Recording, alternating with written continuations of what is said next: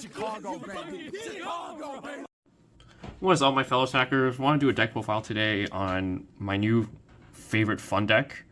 It's lots of fun to play. A lot of creative, I guess, player expression when you play the deck, and I'll get into that in a sec. But first, I want to do a quick shout out to Decked Out Ack. So they make these retro products like sleeves. They have these field centers, and they even have this car freshener. And he sent me these products to try out. I think they're really sick. I really like the BLS sleeves. Like, I even put them on my extra deck for this video, and I put them over with the pristine protection overmat sleeves. Yeah, I feel like they just look really good. So yeah, shout out to them. Use code SACKERS5 for 5% off if you want to check them out and see something you like. And yeah, I don't know, these field centers are just like insane. I don't know. I'm a really big fan of the BLS Book and Moon one. The Witch of the Black Forest is cool too, but I don't know, I don't really care about her. But the BLS one and Book and Moon one are like insane. So yeah, might even use this as a course token. I don't know, it looks so good. So yeah, with that out of the way, I want to get into the deck. So I'm probably going to start playing this at locals. It's just so fun. Every match feels a little different because it's so freestyle. This is like the most freestyle, not skill expression I want, but like player expression, I guess I could say, because you used to have so many lines, and it's kind of like, it's almost hard to say, like, even if like you have multiple lines, like normally there's a correct line in my opinion, but you can just go, there's so many branches, and sometimes you just can't go wrong if you pick another branch. So I'm gonna get into it. So it is Monster Mash. So 3 Witch of the Black Rose. For those who don't know, when you normal summon this guy, you look at the top card of your deck, and if it's a monster, you get to draw it. And it's also a tuner. So this card is like, you know, it replaces itself when you synchro, so that's insane. And 3 Gallus. You mill the top card of your deck, and if it's a monster, you get to special summon him. He's just level 3, but he also burns you, or he burns the opponent for 2x level of whatever monster you mill. So if you mill a 4, they take 800. And then 2 Merchant. So when this card resolves, what normally ends up happening is the only 2 non-monster cards you play in this deck are 2 Pop Avarice. So when this guy goes off, you mill like 15 cards, you set up your graveyard, you draw the Avarice, and then you play Avarice, put back 5 bombs, and +1. When Merchant goes off, this deck goes crazy. So this deck really is about a lot of plussing, but it can also like explode really hard, as you can see from these cards over here. And then it plays a Machina package, so 3 Gear Frame, again +1ing, 3 Fortress, 1 Force. Not much to really say here, but the cool thing is it also gets to play this package. So Cyber Ultimate, for those who don't know, you can special summon this card from your hand by banishing all your light machines from your graveyard. So these are all the light machines. It gets 500 attack and defense per light machine that you banish. That part doesn't really matter. The part that does matter, though, is when it's special summoned, you get to send all face-up monsters from the field to the graveyard. And it's a send, not destroy. So like they can't even Stardust, they can't Starlight Road. A lot of times when you play this deck, you're just going to be like +1ing every turn with Gear Frame, Fortress, Witch, like a synchro play that doesn't go neg. So you'll get your +1s, but you're kind of like hodling your cards because, you know, you do have all monsters. And then they'll try to swarm you, and then you just drop this guy, and you kind of win.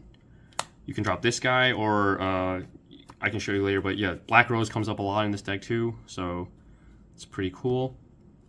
Probably my favorite card in the whole deck, Quillbolt. So for those who don't know what this guy does, Yusei Fudo's card. If you have a tuner monster, you can special summon this guy from the graveyard for free, and then it gets banished after. But it's a like one-time free special summon. And the cool thing is it's a tuner. Or I'm sorry, it's a machine.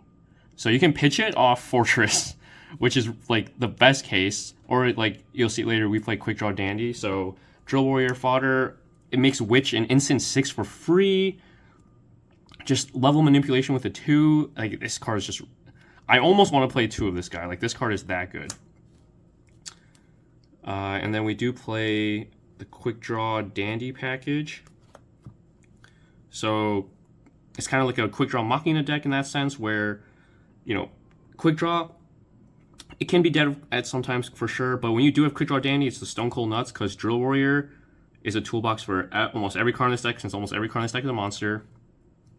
Debris Dragon, even though you don't have many targets for Debris, like Debris plus Gallus is an instant 7, and when you do get Quick Draw Dandy Debris off, like you just keep +1ing with Drill Warrior Stardust. It's crazy. Yeah, just really, really good. Oh, and Dandy is also one of my favorite cards. Not only because I have nostalgia for this card, but also you get to play tokens, so I get to, like, I don't know, I really like these guys, so spamming these guys are cool. And then there's a small Hamster Raikou package. It's just like consistency, I guess you could say. Like going 1-for-1 with back row with Raikou is really good, obviously. In this deck, it helps a lot because back row can screw over your deck. That's pretty much all it's for. Just outing problem cards, setting up Avarice. And then 3 Caius.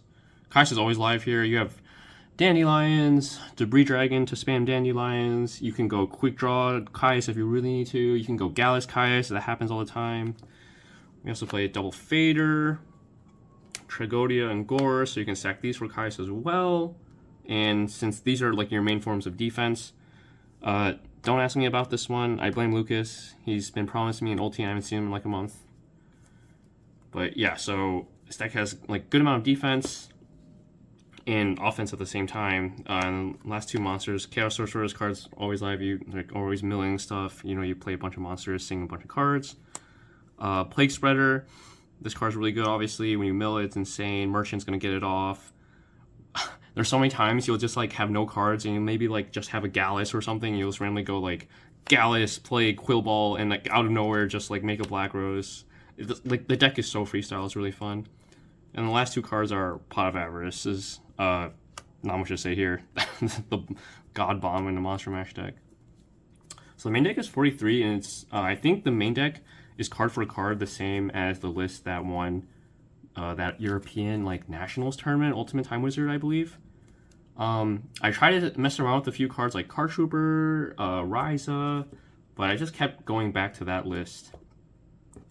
And then actually, let's do the extra deck, because the extra deck, this is the one deck in Yu-Gi-Oh! Or in Edison where if there could be a 20 card extra deck, I think this deck would benefit the most. So we'll go through it really quick. So the generics: Colossal Brio, Goyo, Cataster, Black Rose. You make this guy all the time in this deck. Stardust, Army Arm. So I think those are like the main generic ones. Oh, and then Chimera Titans is your maining double Cyber Dragon. But for the quick draw synchrons, you only play 2, this or 3. The deck is so tight. So we're only playing Junk Archer, Drill Warrior, Turbo Warrior. It's crazy because these cards, I can't fit them, but they come up for sure. Nitro Warrior, just being a level 7, like the spell effect of it, gaining 1,000 doesn't really come up, but just being 2,800 comes up a lot. And then Road Warrior, you do play 2 Cyber Valley, you do play Quillbolt. It is very likely you can make an 8, and it does come up when you go Quick Draw Dandy and you have like Quillbolt or level 2. You can make the 8, summon this guy, grab Cyber Valley, draw 2. That definitely has come up, and you don't have this guy, and I cry. And then for Debris Dragon, we have these 2 that are normally not played. Mistworm. Normally this card isn't played very often either in many extra decks, but making a 9 is very, very easy in this deck. And then the last card that I feel like a lot of people have to read when I play this deck is Zemin the Ape King. So this card needs a Dark Tuner and a non-tuner Beast type.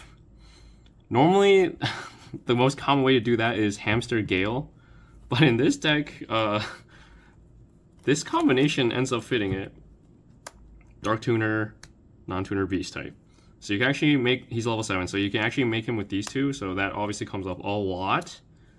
And what he does is, he can Necro Garden an attack if you send a monster from your field or hand to the graveyard, and when he attacks, they can't activate any spell or trap cards. So he's very, very relevant, catches a lot of people off guard, just like great like go-to synchro when you have these 2 and you need to make a push. So you might be thinking, wow, this deck looks really cool, but your deck gets absolutely destroyed by Oppression and Deck Dev. And you would be right. So the whole side deck is to counteract those cards.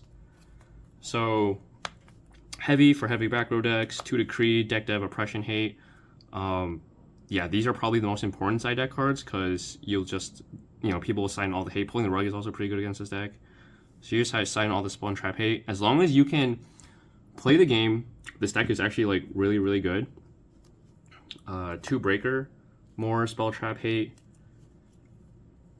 2 Kaiku.